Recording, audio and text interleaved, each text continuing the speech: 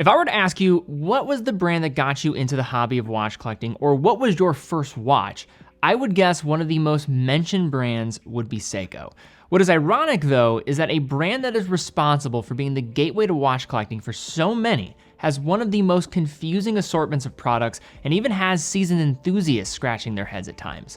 But in this video, we're aiming to help to simplify the Seiko collection to 3 primary tiers and explain what make up those tiers so you as a collector can better understand what the brand has to offer.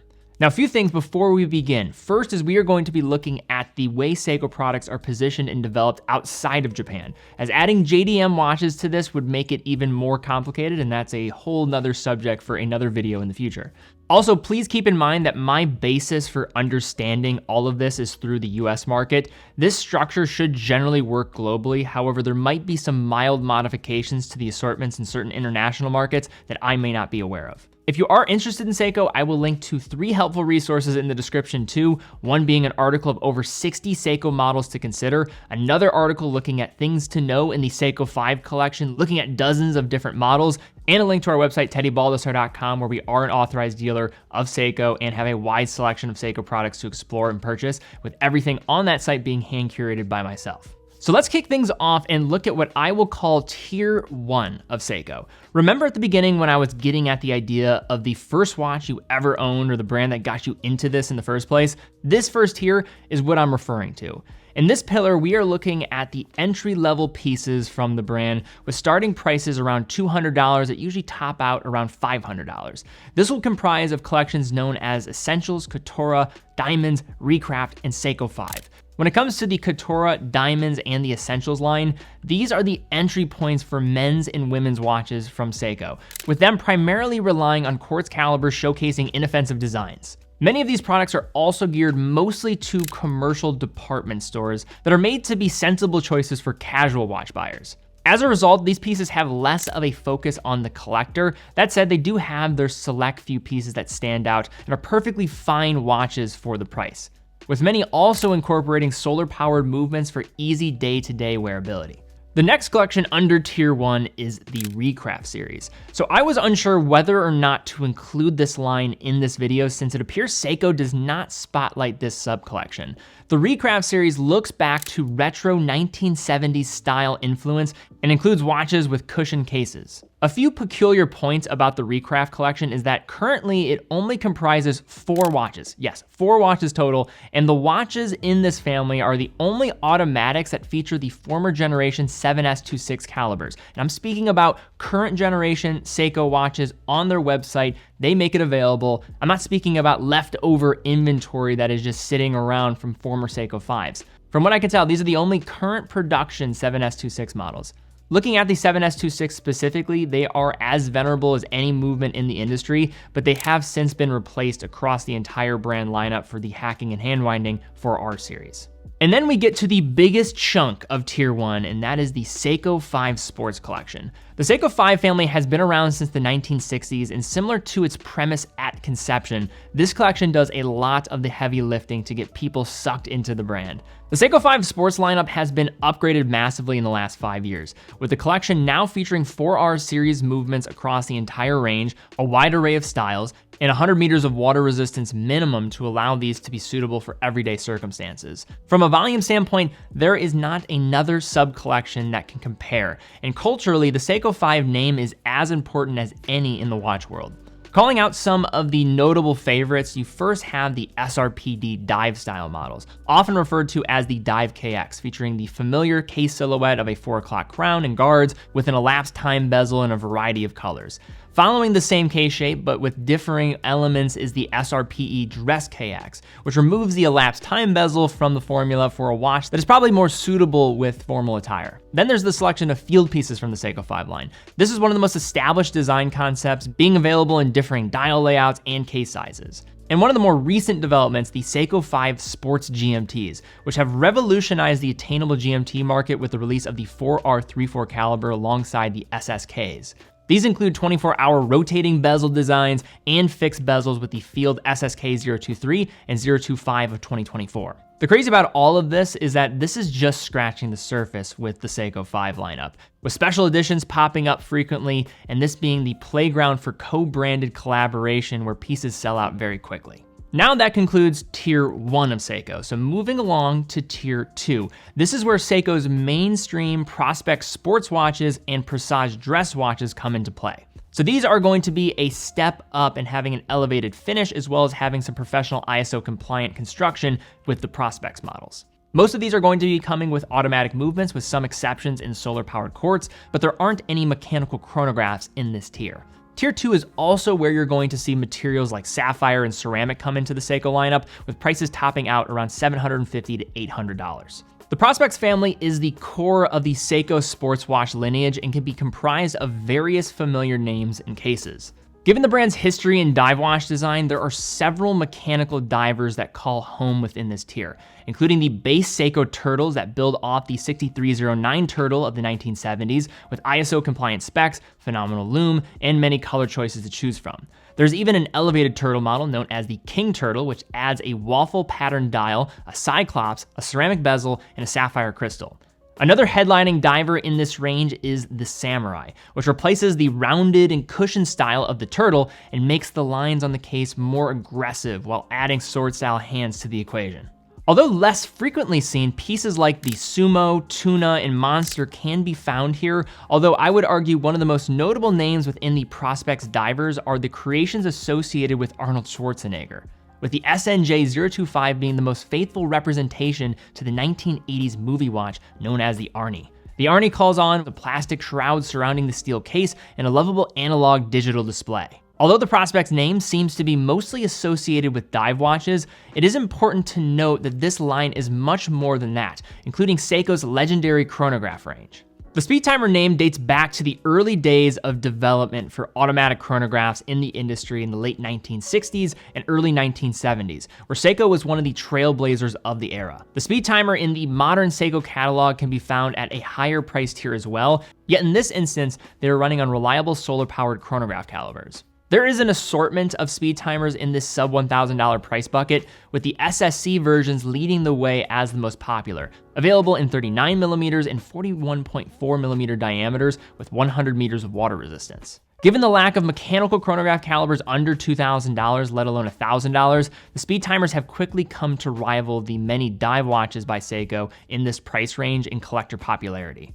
For the final Prospex to give a shout, we have the Alpinist. Despite most of the attention going to the SPB 121, there are a plethora of Alpinists, and these are going to top out the Tier 2 in pricing. The Alpinist name can be traced back to the 1950s with the Seiko Laurel Alpinist, and have become known in more recent times as the capable go-anywhere explorer watches with sapphire crystals and 200 meters of water resistance. Another peculiar feature for the Alpinist is that they are the only models in this tier that will use the 6R35 series, calibers that tighten the range of accuracy and extend the power reserve to 70 hours. Marrying the Prospex in Tier 2, we have the more dressy counterpart, the Presage lineup. What is interesting about the Presage line is that unlike the Prospex family, there's not as much of a direct answer to the elegant presentation offered here within the Seiko 5 universe. Although there still is a wide scope of options, the line is more centrally focused on a couple core areas. First is the bread and butter for the Presage, the cocktail times. These were launched in 2010 and were designed with a lovable theme, taking inspiration from Japanese cocktails produced in a famous bar in the renowned special ward of Tokyo known as Shibuya. The cocktail times have come to be defined by a few distinct features, including their ribbed dial finish, refined markings, and domed hardlex glass. I'm hard-pressed to say that there is another dress watch for the money that outduels the cocktail time, falling well under $500 in many instances. The CTs include cases for women, which uphold the same design principles in a smaller package, as well as recent introductions of GMT models in 2024, which utilize the newfound 4R34 caliber. Getting lost in the Presage lineup leads to a similar premise of sophistication, catering to more formal occasions. However, there are some exceptions. One of the most glaring is the SRPGs. These are some peculiar choices as they feature a fixed timing bezel and only 50 meters of water resistance, despite giving the appearance of a more aquatically capable package with the inclusion of lume. Now we move along to the last tier with tier 3, comprising what is more formally known as the Seiko Luxe models. Seiko Luxe is a name that is used by Seiko to describe its higher end pieces that traditionally are in the thousands of dollars. With these higher price tags comes elevated technology, higher grade movements, and the utilization of more daring materials. Seiko goes so far to draw a distinction between this collection that it has a completely different website disassociated from the other products that we've discussed thus far. Under this tier, there are 4 primary collections to choose from. 1, the Astron, 2, King Seiko, and yes, King Seiko as a brand is operated under the Seiko Luxe umbrella. 3, Presage, and 4, Prospects, with Prospects being the most complicated and will have different tiers within itself. To kick things off with tier 3, we look at the Astron, a name that is important as any in the brand's history. The Astron goes all the way back to 1969 when Seiko first unleashed its quartz-powered wristwatch that would decimate the Swiss mechanical watch industry over the coming decade.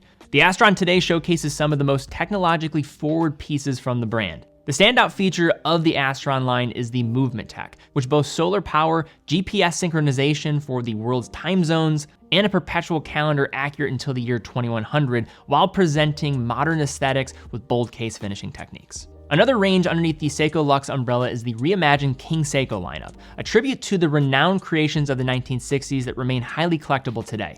This family starts around $1,700 and tops out around $3,300. The majority of King Seikos utilize the slim, sharply angled casework and long lugs of the originals, such as the KSK modern reinterpretation models. Sized at 37mm with a case height just over 10mm, the dimensions give a vintage vibe, retaining the crisp angles and refined finishing of their mid-century predecessors. Sharply cut applied indices, 100 meters of water resistance, and exceptionally finished bracelets are on the list of highlights. Another sharp reboot is the KS 1969, which features a curved cushion case and fine link multi-row bracelet that evokes the late 1960s perfectly and comes with the upgrade of the 6L35 movement on the inside. In this third tier is where the Presage family begins to show what it is fully capable of, including porcelain, enamel, and lacquer dials, higher grade movements, and more intricate complications that you wouldn't be able to sniff at lower tiers. Some of the most celebrated pieces are the familiar names like the Sharp Edge collection, which have entrancing dial textures and the inclusion of complications seamlessly. There's also a wide array of enamel dials with starting prices as low as $1,100, which is the most attainable for the entire industry that I'm aware of. The examples of this are the SPB 113 and the 115, which do use an industrialized process for achieving this end result of enamel, yet nevertheless look phenomenal. Retrograde days and dates along with power reserves are among the most interesting dial layouts that accompany this elevated product mix, making for some of the biggest sleepers for the entire brand. And finally, we have the Prospects collection under tier 3. This is by far the most complicated to navigate and has its own hierarchy within the tier itself. You'll find Seiko icons with enhanced finishing, upscale movements that include chronographs and GMTs, high-frequency calibers, and the rare use of spring drive by the brand. The first sub-tier of tier 3 under the Prospects name are the entry-level Luxe models starting below $1,000 and scaling up to around $2,500. With these watches, you will find them powered by 3Hz 6R35 movements or in higher grade quartz pieces and things like their tunas that will fall under this range. The most discussed pieces are going to be divers including Sumos, the Willard family, elevated turtles, samurais, and the 62 Mas reinterpretation pieces such as the SPB 143. One of the head-scratching points is that the Alpinist family is available under the Seiko Luxe branding and the standard Seiko watch branding through their channels. That is not including their GMTs, but the base 3-hand models. However, no matter where you're going to slice this and you want to draw this line of separation, these are clearly the transitional pieces, and the use of the 6R35 caliber appears to be the line which separates these different tiers from one another. Then we move up to the sub-tier 2 of the Prospects within tier 3. This is where you get over $2,500 and range all the way up to $6,000. Two of the most noteworthy factors that come into play once you get to this level are the introduction of 4Hz calibers with the 6L and 8L, which also are more accurate out of the box and will have an improved finish, as well as being the sub-tier where mechanical chronographs will become available. To To call out some of the pieces, this is where the Marine Masters will make an appearance. The mechanical speed timers are also here, and more one-to-one throwbacks of legendary Seiko models, including the Laurel Alpinist and the 62 Moss recreations. And for the final sub-tier, under tier 3 prospects, we have the $6,000 to $7,000 range. Now, some of you might be thinking, why are there even Seiko watches over $6,000, and what could they possibly be doing to warrant that price? Well, this is where you see the sub-collection under the name LX become available. LX is an abbreviation that refers to a Latin word for light, speaking to the enhanced case finish compared to every other Seiko watch discussed to this point. Among the LX line, you will see bracelets that are going to be enhanced, material upgrades like ceramic and hardened titanium being commonplace, as well as the use of spring drive calibers. An important distinction to make is that the spring drive calibers used in the LX line are different than those used by Grand Seiko, with these employing the 5R series of spring drive calibers rather than the 9R by GS.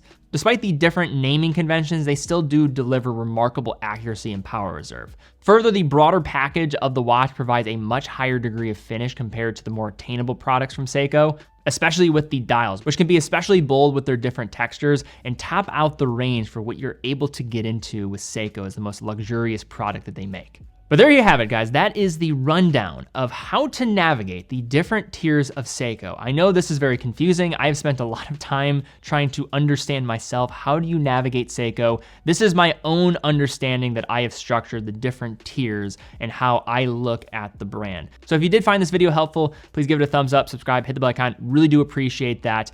Where do you think is the sweet spot for Seiko product? Were you aware of these different tiers? And what do you think about this different offering from Seiko and how they have the brand structured? Also, be sure to check out TeddyBalderShow.com, full authorized dealer of over 30 brands. Every purchase from TeddyBalderShow.com comes with a quick and fast fulfillment, dedicated customer support, and a full factory warranty. And also, it helps support the content that we're producing here, allows us to keep doing what we're doing, and we love what we do. But guys, thank you again so much for watching. Be well, and I will see you all very soon.